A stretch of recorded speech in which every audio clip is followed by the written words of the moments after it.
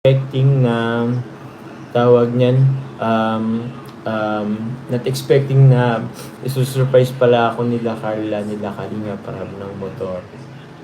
So, yun, hanggang sa medyo naano na rin kami, medyo na late na din kaming nakatapos. So, yun po, Tita Esther O'Keefe, salamat po sa inyong pong pakulay. Congrats Papa James, mag-shout sa admins at members ng Jomcar 18, solid viewers.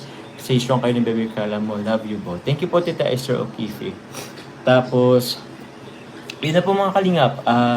Hanggang sa hindi na po kami nakapag-shoot kasi late after na din na kami natapos.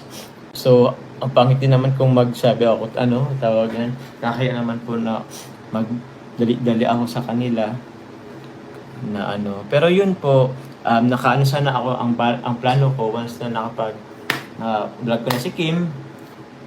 Mag-edit ako, mag-upload, saka ako ang magla-live. Gusto ko po muna talaga, plano ko talaga mag-upload muna before mag-live. Kasi last week po mga kalingap, inano ko po muna talaga. Nagpahinga po ako muna last week. Kung mapapansin nyo po, nag-live na lang ako. Hindi po ako masyadong nag-upload. Sabi ko, this week, since Monday hanggang mag-grind ako ng upload and ng vlog.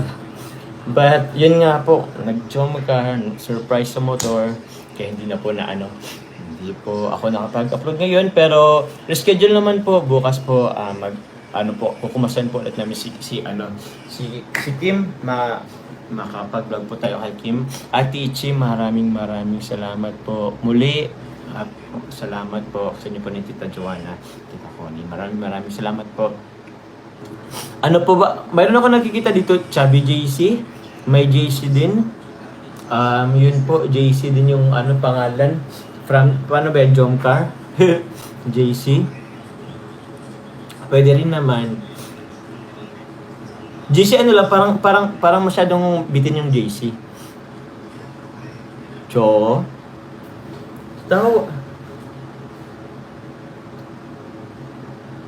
Chowi Cho? Parang sa Chowi Cho. Tita Julie Sanes, maraming salamat po.